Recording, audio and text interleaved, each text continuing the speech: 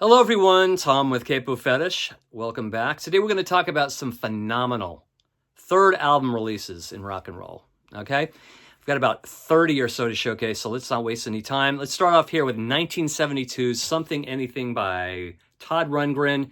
An absolute banger of an album. He pretty much covers just the whole gamut of pop music. There's power pop, there's a little bit of hard rock, there's torch songs on here.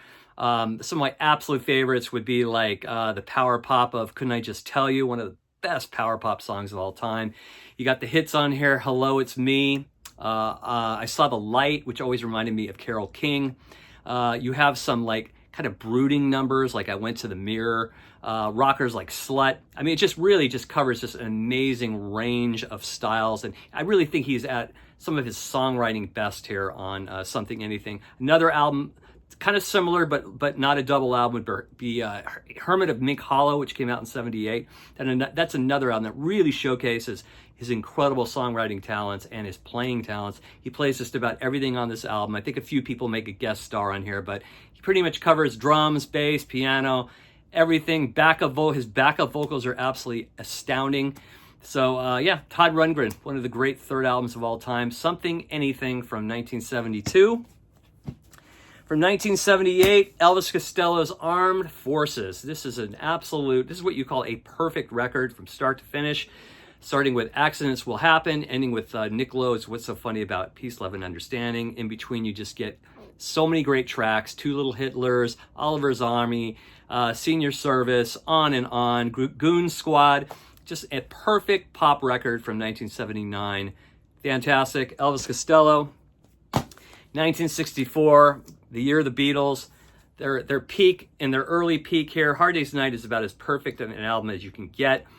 You've got Lennon at an early peak here with the title track, I Should Have Known Better, Anytime at All, You Can't Do That.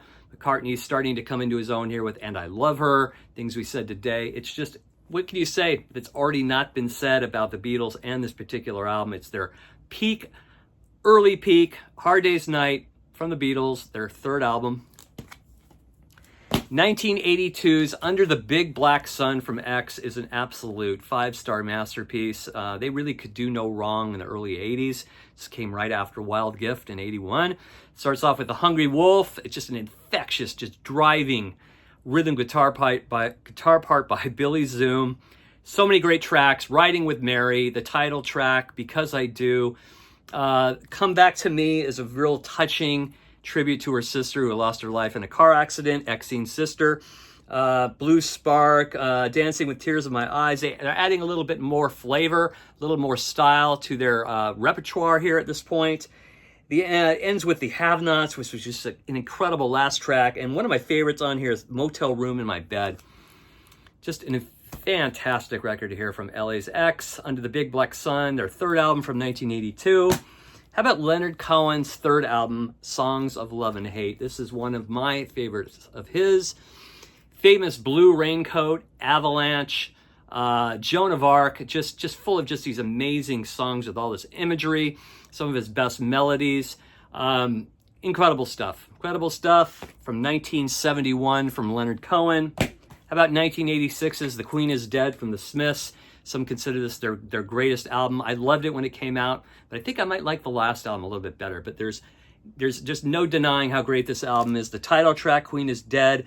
One of my favorite tracks from the Smiths ever is on here, Cemetery Gates. The Boy with a Thorn in His Side. Big Mouth Strikes Again. There's a Light That Never Goes Out. Some fans love that one the most. Yeah, just an absolute incredible album, especially coming after Meet His Murder. This showcases a whole new array of sounds from the Smiths. 1986, the Smiths' Queen is Dead. How about 1967's After Bathing at Baxter by Jefferson Airplane? A psychedelic classic. I've talked a lot about it the past few months. I won't go on about it, but just a great album to listen to on headphones with the lights out. Maybe a strobe light going on, who knows? But Yorma's playing is amazing. Paul Kantner's and Grace Slick's voice sounds so eerie on this record. Ballad of Me and You and Punil. Martha is a gorgeous track. On and on, just an absolute psychedelic classic. Their second album from '67, their third album released on RCA. 1984's Let It Be by The Replacements is one of those great indie rock albums from the mid-'80s. I Will Dare, that's what made me get this album. I heard it a lot on K-Rock. Starts it off. There's a little guitar solo in there by Peter Buck from REM. Just an array of just thrash, great ballads. It's just everything in the kitchen sink on this album by The Replacements. Tommy gets his tonsils out. We're Coming Out. And then you've got Androgynous. Just so amazing. A cover of Black Diamond by Kiss. Side 2, though, is my favorite with Unsatisfied, possibly my favorite Replacement song. That vocal at the end with Paul Westerberg is so intense. And then another great ballad, 16 Blue, and then it ends with Answering Machine with just Westerberg on electric guitar and vocals. Incredible album. The Replacements, I'll Let It Be from 1984. How about Elton John's third album? This is my favorite Elton John album, Tumbleweed Connection from 1970. Wow, what a great album. I mean, and it's really not talked about that much, but I think it's like one of the greatest albums of all time. The song Amarina was featured in the movie Dog Day Afternoon with Al Pacino. You've got some songs on here that are just unbelievably beautiful. The song called Love Song with backup vocals by Leslie Duncan. You got Where To Now, St. Peter, Come Back in Time, Come Down in Time. I think one of Bernie Taupin and Elton John's greatest albums that they did as a songwriting team. My Father's Gun, Burn Down the Mission. What an album. Tumbleweed Connection from 1970, Elton John. How about the third self-titled Velvet Underground album, Velvet Underground? This features Lou Reed, some of Lou Reed's most sensitive, greatest ballads. Candy Says, Jesus, Beginning to See the Light. You've got I'm Set Free. You've got some experimental stuff on here that doesn't really fit the murder mystery, but other than that, I love everything. You've got After Hours, sung by drummer Mo Tucker. And I've always loved Pale Blue Eyes, and REM did a great cover of that back in the 80s. This is just a real showcase for Lou Reed's amazing songwriting skills, showing his more sensitive side, softer and melodic side as well. So love this album. I always go back and forth what my favorite Velvet Underground album is. Sometimes it's this, sometimes it's Loaded, sometimes it's the Banana album. I think right now this is my favorite. Velvet Underground, their third album from 1969. The Clash, London Calling, just an absolute milestone album in my life when this came out. I remember the summer of 80, I was listening to this nonstop. So much range on this album compared to the previous album, giving them enough rope.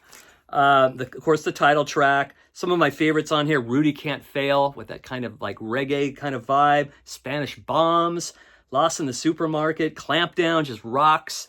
Wrong and Boyo, Death or Glory, Lovers Rock, Revolution Rock. Then it has the hidden cut on this particular version of Train in Vain.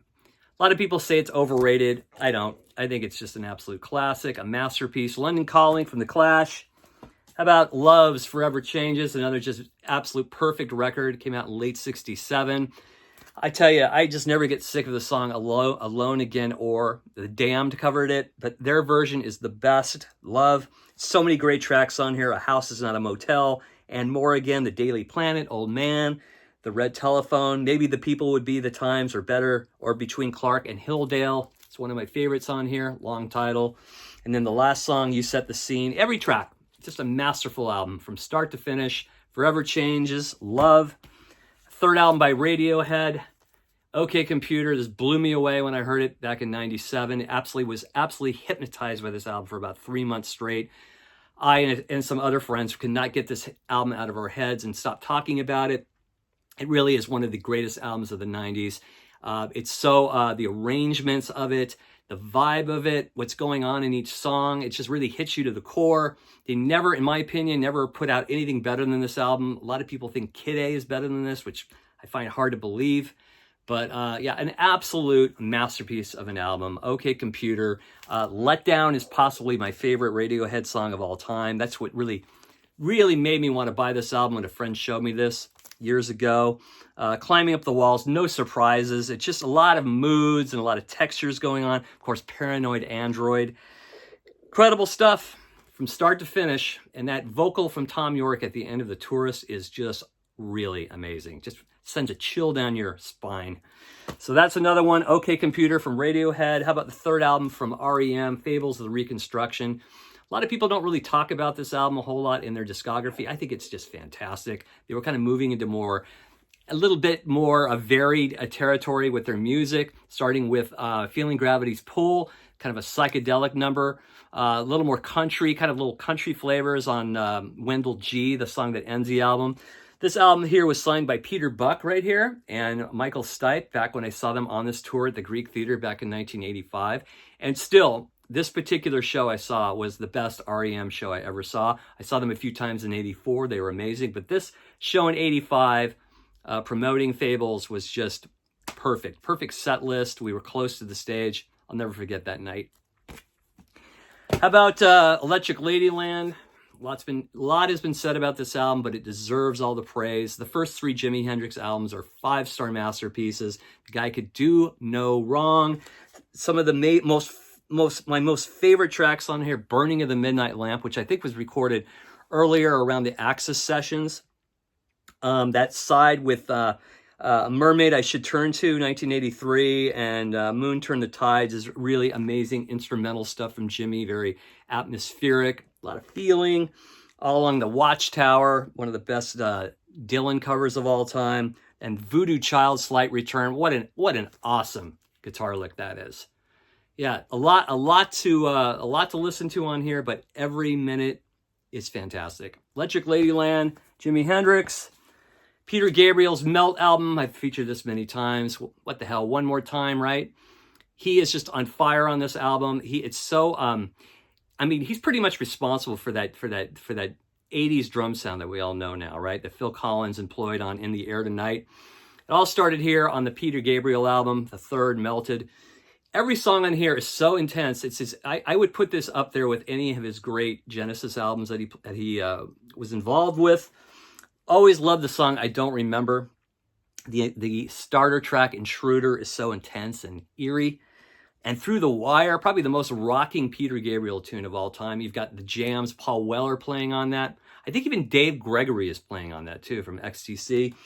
Games Without Frontiers, what an amazing single that was, with Kate Bush singing backup vocals. Not One of Us, Lead a Normal Life, this real eerie little instrumental, and then it ends with the incredible Biko. So yeah, another just 5-star third album here from Peter Gabriel. The Doors, Waiting for the Sun. A lot of people didn't like this album when it came out. Critics panned it, but I think it's one of their greatest albums. I don't really see anything wrong with it. There's so many great songs. Some of the best Doors ballads are on here. Love Street, Yes, the River Knows, with that really beautiful guitar work from Robbie Krieger. You have Summer's Almost Gone, which was an early track that they had early in their canon that they used to play live. It wasn't on a record till this particular album.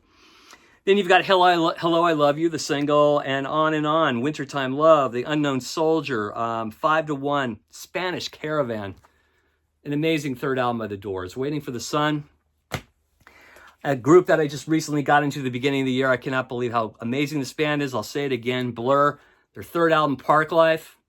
This was released on Record Store Day. This is Otrope version here. My God, this just covers like so much ground in about an hour's time or less than an hour. So many different types of guitar pop styles on here. You got Tracy Jacks, which kind of reminds me of XCC's Respectable Street. Of course, you've got the sing-along Park Life. Bad Head has that kind of birdsy, twangy kind of thing going on, that kind of 12-string vibe. Love that. You've got To the End. Oh, God, what an amazing track that is. And then London Loves, Trouble in the Message Center rocks, Magic America. Jubilee reminds me of like a cross between like Mott the Hoople and the Sex Pistols. And then it ends with the atmospheric This Is a Low. Just an absolute 5-star album here. One of the greatest albums of the 90s. Park Life from Blur. How about 1968's Ogden's Nut Gun Flake by the Small Faces? Some of Steve Marriott's greatest vocals. Song of a Baker. Well, I think Ronnie Lane sings that one, but so many great songs. Afterglow.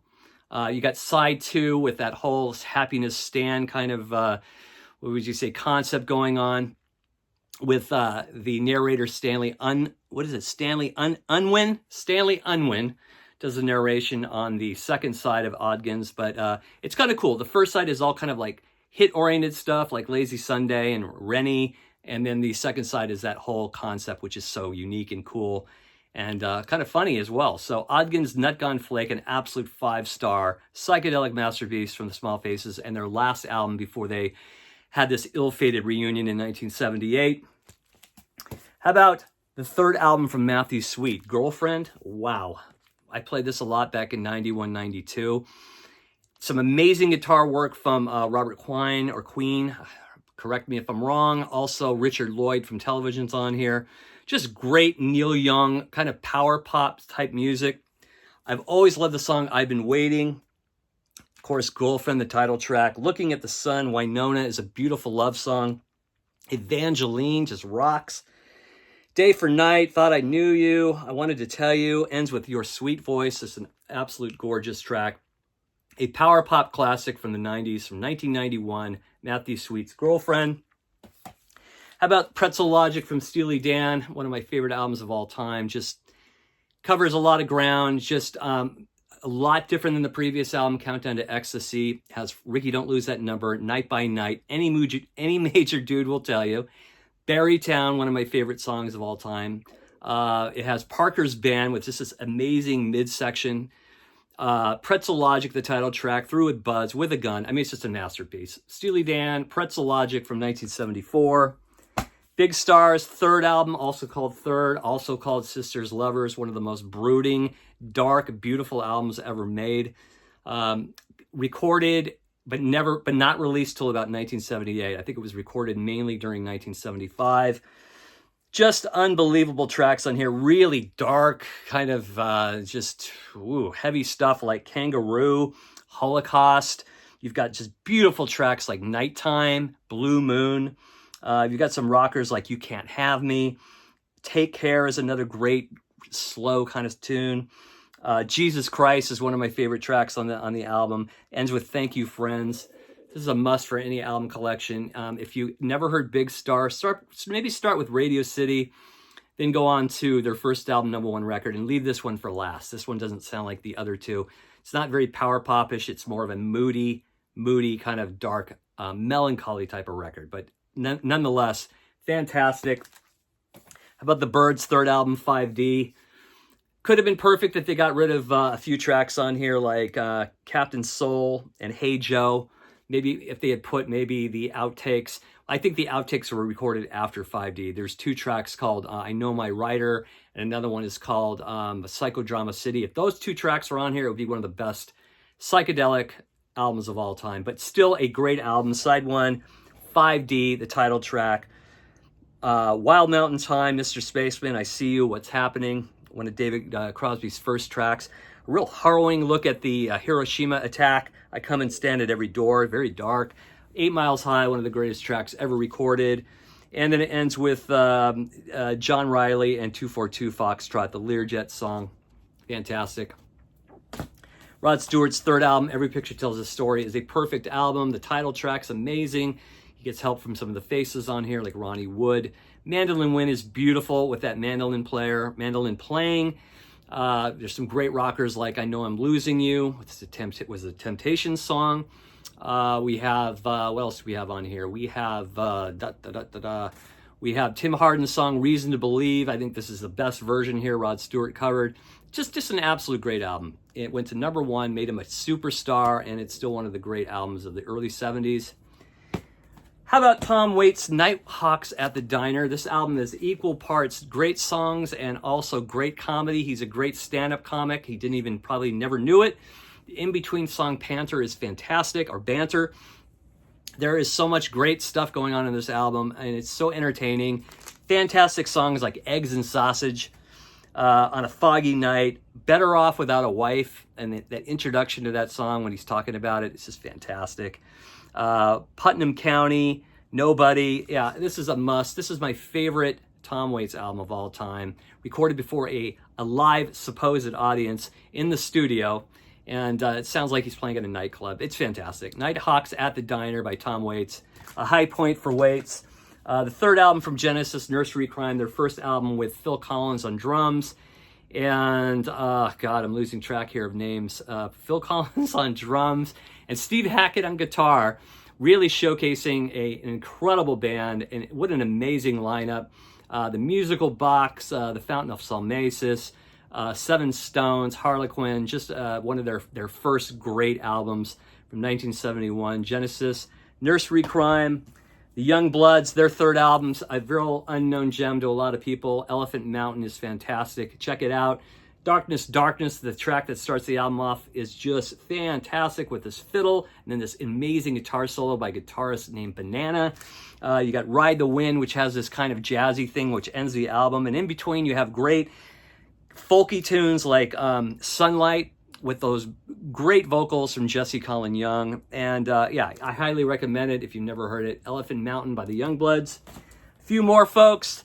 The third album by Yes is a classic prog rock album, the Yes album. Starship Trooper has always been one of my favorite tracks of Yes. I love Adventure, Perpetual Change. Of course, it has Yours Is No Disgrace, and of course, the famous I've Seen All Good People. Fantastic. The first album with Steve Howe playing guitar, a must for any collection. Another one, Procol Harum's The Salty Dog, another just masterpiece. We've talked about this album quite a bit. I won't go into it, but it's just Gary Brooker's vocals and the songwriting of Gary Brooker and Keith Reid are just at a peak here on this album with the title track, The Milk of Human Kindness, Juicy John Pink, Wreck of the Hesperus by Matthew Fisher, fantastic. And then we have the third Who album, which is my favorite Who album, the Who Sellout from '67. Perfect from start to finish. Has some of my favorite Who deep cuts on here, like Sunrise. I love I Can't Reach You, and there's just so many great tunes all over this album. For me, the Who at their peak, their early peak. I love their '60s Who. And then last but not least, my favorite Neil Young album, his third album after the Gold Rush. Everything from Tell Me Why that starts the album off to the last song on side 2, Crippled Creek Ferry, is just a masterclass of songwriting from 1970. And there you go, folks. There's about 31 third album releases. If you have any to throw in the comments section, throw them in the comment section. As always, thanks for watching. And if you dig the content, press subscribe. And we'll see you soon. Take care. Bye-bye.